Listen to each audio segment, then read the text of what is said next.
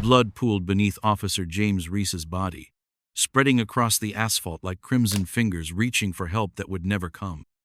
Officer Sarah Harmon stood frozen, her service weapon still warm in her trembling hand, her face a mask of horror.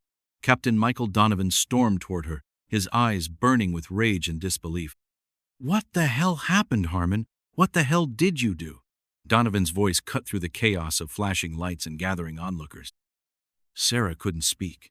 The radio chatter, the murmurs of the growing crowd, the wail of approaching ambulances, it all faded into white noise as she stared at her partner's body on the ground. James's eyes were still open, looking at nothing, blood seeping from the wound in his chest where her bullet had struck him. He was.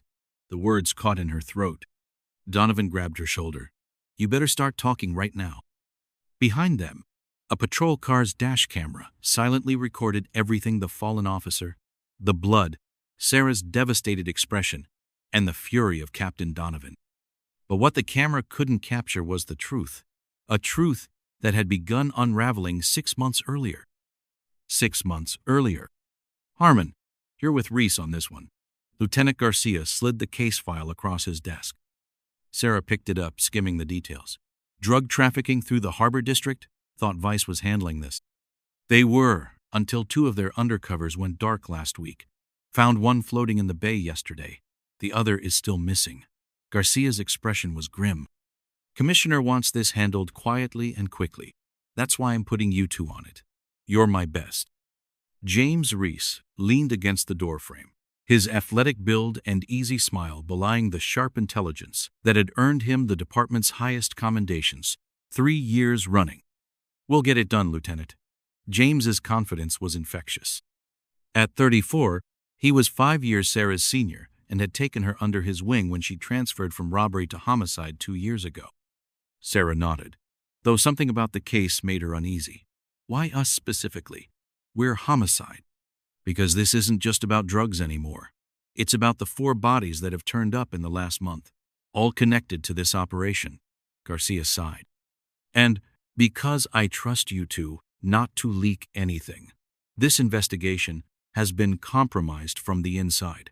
That's why Vice is out." James straightened. "You think there's a leak in the department?" "I know there is. What I don't know is how high it goes." Garcia lowered his voice.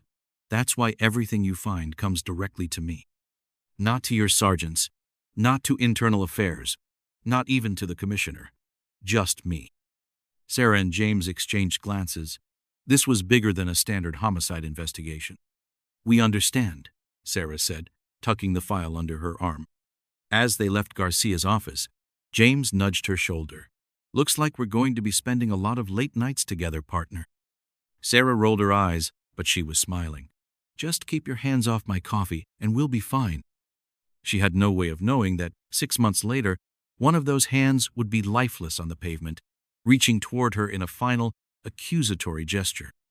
The Harbor District investigation started like any other. Background research, witness interviews, building a timeline. But within weeks, Sarah and James realized they were onto something far more dangerous than they'd anticipated.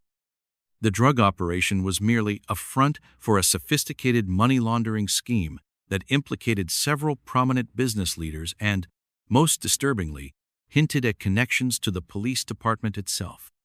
"Look at these transfer patterns," Sarah said one night, spreading financial documents across James's living room floor.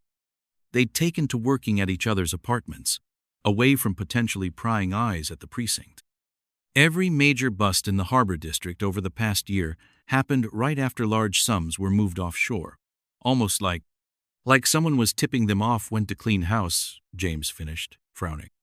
He ran a hand through his dark hair, a gesture Sarah had come to recognize as a sign of his deepening concern. "We need to find out who's getting these payments." Their investigation led them to a shell company owned by Maxwell Holdings, a real estate development firm run by Robert Maxwell, one of the city's most influential power brokers and a major donor to the Police Benevolent Fund. "This can't be a coincidence," Sarah said, pointing to a photograph of Maxwell at a police charity gala, standing next to Commissioner Brooks and Captain Donovan. 3 days after this photo was taken, The offshore accounts received a payment of $250, and Vice's raid on the harbor warehouse came up empty. James studied the photo, his expression hardening. We need to be careful, Sarah. If Maxwell is involved and has connections in the department, we could be walking into a minefield, she agreed. But we can't just let this go. No, we can't. James's gaze met hers, serious and determined. But we do this by the book. Gather the evidence, build an airtight case, then take it to Garcia. Sarah nodded, but as she drove home that night, a sense of foreboding settled over her. By the book was fine in theory, but what if the book itself was compromised? As weeks passed, Sarah noticed subtle changes in James. Phone calls he'd take outside, text messages that made him frown, unexplained absences from work. She told herself it was the pressure of the case, maybe even a new relationship he wasn't ready to discuss. But deep down, a seed of doubt had been planted. Their breakthrough came when they tracked a series of payments to an account under the name Sentinel Services. The account had received regular deposits immediately following each compromised police operation. I've got a contact at First National who can get us the signatory on this account, James offered. But I'll need to meet them in person. Too risky otherwise. I'll come with you, Sarah said immediately. James shook his head. Better if I go alone, less conspicuous. Why don't you keep digging into Maxwell's real estate ventures? We're missing a connection there. Sarah wanted to argue but relented. They were both exhausted, running on coffee and determination for weeks now. Fine, but call me as soon as you're done. James smiled, squeezing her shoulder reassuringly. Always do, partner. That was the last normal conversation they ever had. James returned from his meeting pale and distracted. When Sarah pressed him about what he'd learned, he brushed her off with vague assurances that he was still connecting the dots. For the first time since they'd been partnered, he was shutting her out. The next day, James didn't show up for work. His phone went straight to voicemail. Sarah, worried and frustrated, decided to go to his apartment. She still had the key he'd given her for emergencies. The apartment was immaculate as always. James was meticulous to a fault, but something felt off. His laptop was missing, and so was the external hard drive where they'd backed up their case files.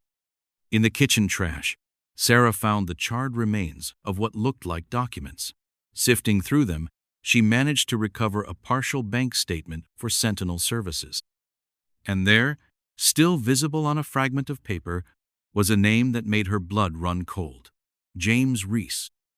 Sarah's mind raced as she drove back to the precinct. There had to be an explanation. James wasn't dirty. He couldn't be. He was the most principled officer she knew, dedicated to justice and doing things right. But the evidence was mounting. The unexplained absences, the secretive phone calls, now the bank account. Had James been the leak all along? Had their entire investigation been a charade, with James feeding information back to Maxwell and his operation?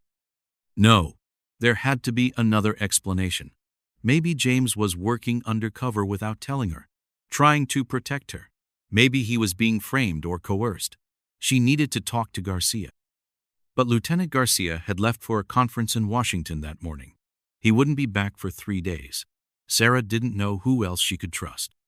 That night, her phone rang just after midnight. James. Sarah, I need to see you. His voice was strained, barely recognizable. Where have you been? I was worried. I can't explain over the phone. Meet me at Warehouse 17 in the Harbor District. 1 hour. Come alone. James. Please, Sarah. Trust me one last time. The line went dead. Sarah sat in the darkness of her apartment, the phone still in her hand. One last time. What did that mean? She knew it could be a trap. If James was involved with Maxwell's operation, he could be setting her up. But if he wasn't, if he was in trouble, she couldn't abandon him. Sarah strapped on her bulletproof vest, checked her service weapon, and left a sealed envelope on her kitchen table addressed to Lieutenant Garcia. Inside was everything they'd uncovered about Maxwell, the money laundering operation, and her suspicions about a leak in the department. If something happened to her tonight, at least the truth wouldn't die with her. Warehouse 17 loomed against the night sky, dark and silent. Sarah approached cautiously, her hand on her weapon. The main door was unlocked. Inside, the vast space was dimly lit by security lights, creating long shadows among stacked shipping containers. "James?" Her voice echoed in the emptiness. Movement at the far end of the warehouse caught her attention. James stepped into a pool of light, his hands raised slightly to show he was unarmed. He looked terrible, unshaven, dark circles under his eyes, his usually immaculate appearance disheveled. "You came." Relief and something else, regret, flashed across his face. "Of course I came. What's going on, James? Where have you been? Why is your name on the Sentinel Services account?" James winced. "You found that. I should have known you would." He took a step toward her. "Sarah, I need you to listen carefully. I'm not what you think." "And what do I think, James?" "That I'm corrupt. That I've been working with Maxwell." He shook his head. "It's more complicated than that." "Then explain it to me." Sarah kept her distance, her instincts screaming caution. "I was approached 6 months ago, before we even got this case. Internal Affairs.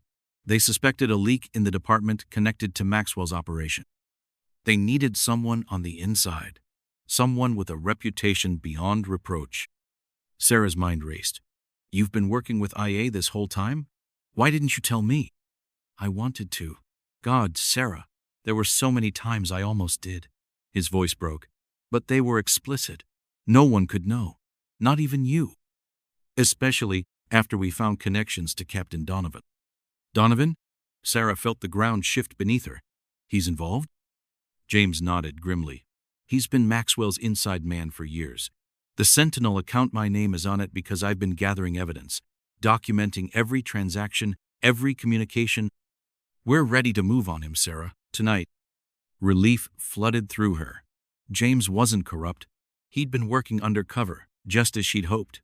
But then, why the secrecy? The clandestine meeting? If that's true, then why all this? Why meet here like this? James's expression darkened. "Because Donovan knows. Someone tipped him off. The IA agent I was working with was found dead in his apartment this morning.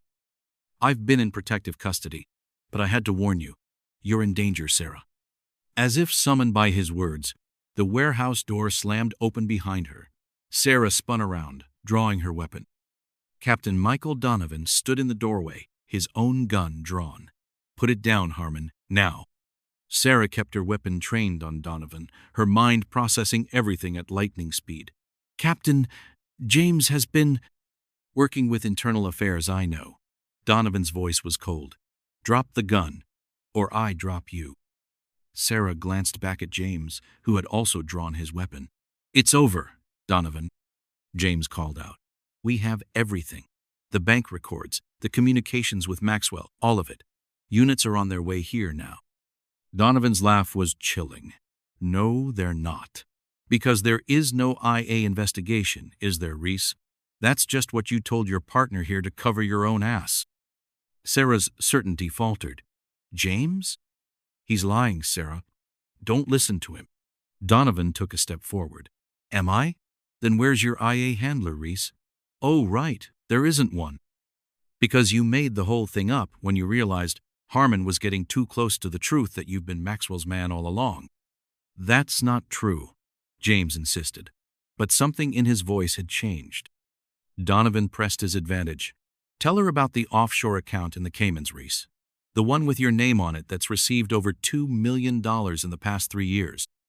Tell her about the meetings with Maxwell when you were supposed to be following leads." Sarah felt sick. "James?" James's expression hardened. "Don't listen to him, Sarah. He's trying to turn us against each other. That's always been his play." "Then why did you empty your apartment? Why burn the bank statements?" Sarah's voice trembled. "Why run?"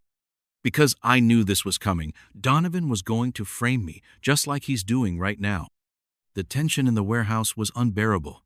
3 guns, 3 officers, a triangle of suspicion and accusation. Sarah's mind raced, trying to separate truth from lies. "Put your weapons down, both of you," she ordered, trying to take control of the situation. "We'll sort this out at the precinct, with Lieutenant Garcia present." "Garcia's dead," Donovan said flatly. "Car accident on his way to the airport this morning. Convenient timing, wouldn't you say, Reese?" Sarah felt the blood drain from her face. Garcia dead? It couldn't be. You're lying. Check your phone if you don't believe me. It's all over the news. Without taking her eyes off either man, Sarah pulled out her phone with her free hand. One quick search confirmed it. Lieutenant Garcia had indeed been killed in a collision with a tractor trailer that morning. In that moment of distraction, James moved. He lunged toward Donovan, his gun raised. He killed Garcia, Sarah. He's trying to clean house. Don't move, Sarah shouted, her weapon now trained on her partner. Everything happened in seconds. James ignored her warning, continuing his advance on Donovan. The captain raised his weapon. Sarah saw his finger tighten on the trigger. No!